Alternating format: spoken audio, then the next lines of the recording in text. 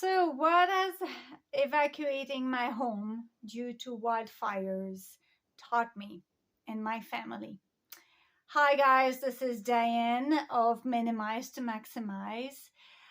This is a channel where we embark on a journey to minimize the clutter and the non essential stuff in our lives so that we can maximize and focus on what really brings us joy. So, this is a personal journey, this is a shared journey, and along the way, we keep on learning and growing. And wildfires and needing to evacuate our home teaches you quite a few things about what is important in life and what is not. And there's a gift behind all of this. So let me explain to you the situation. Last week, we've been faced with a wildfire in our local mountains.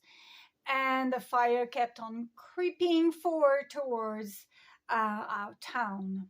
We live in the mountains in Southern California, and it's wildfire territory. This is not our first rodeo. I've lived here for 8 years, and I would say this is the fourth time that considering evacuating has happened.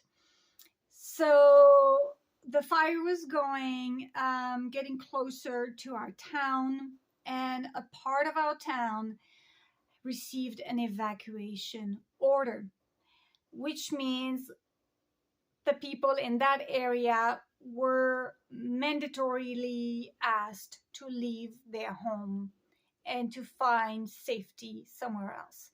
So when that happens, you have little time to leave your home because law enforcement and maybe the National Guard and other entities and also search and rescue teams come and knock at your door and ask you to leave. When that's the case, you have 10 to 15 minutes to leave. And so you need to be very prepared for these kinds of situations. So I'm going to explain what it is that I think is important to have prepared in 10 to 15 minutes. But our family, we're on the other end of town, and we received an evacuation warning, which means be ready to go. You don't have to go, but be ready because you could be next in the evacuation order. And the smoke was getting really, really, really bad. The fire was progressing towards our town. So as a family, we needed to take this warning very seriously. So if you are given an evacuation order, you have 10 to 15 minutes to pack and go to safety. And so here is what I'd like to share with you if we had to receive this order ourselves. Needless to say that number one on your list, if you have 10 to 15 minutes, is to make sure all your loved ones are with you. The one and only most important thing is to make sure you have gathered all your kids, your loved ones, your elderly family members, your pets. Make sure you've gone around town and found them, and everybody is together, ready to go to safety. If that's all the time in the world you have, that's what you do first. Number two, because at the end of the day, everything else is replaceable. All the objects, those things don't matter nearly as much as our loved ones.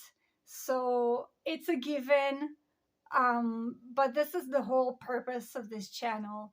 is to, at the end of the day, realize that our belongings don't matter as much as our loved ones and the quality of relationship we have with our loved ones. So here you go. Number 2 is when it's still about people and our loved ones, our furry animals as well. Go to your neighbors, your elderly neighbors, the people who are in need, the people who don't have a vehicle, the people who have a lot of animals, and ask if they need some help to evacuate. And making sure that the most vulnerable people in your community are have some help. They could be some people with mental challenges or disability, or they're elderly and they're more vulnerable in those situations. And so make sure you offer your help and you know that they are well taken care of, or offer to evacuate them first, including animals. So that's a given, but at the end of the day, that's what matters the most.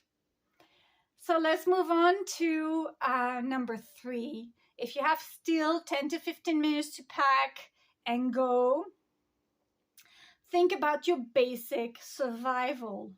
You don't know how long your journey is going to take. It's going to take you to get to safety, to get to an emergency shelter, to get to your family members far away. So you need to have packed your basic survival items. Water. Make sure you don't get dehydrated. You need water with you. You need some highly nutritious food. Maybe you grab some peanut butter or some granola bars or something to sustain you in case the journey to get to safety is slow and you and your family members or your animals are hungry and thirsty. You need those things. And make sure you get your life-saving medication. If you are on life-saving medication, take that with you as well. Make sure you have proper clothing as well when you leave your house. In the case of wildfire, you need to, I don't know, it depends on where you are. If it's really hot, make sure you have a hat. If you actually are leaving a situation that is like a snowstorm situation, make sure you have warm clothing.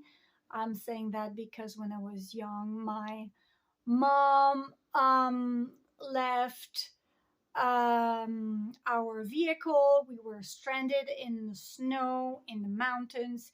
She left the vehicle to look for some help, and she left without her coat or proper clothing on, and she went into the blizzard, which is not cool. Make sure you are well clothed for the conditions you are in. So another tip I would say for survival, maybe take an emergency blanket with you.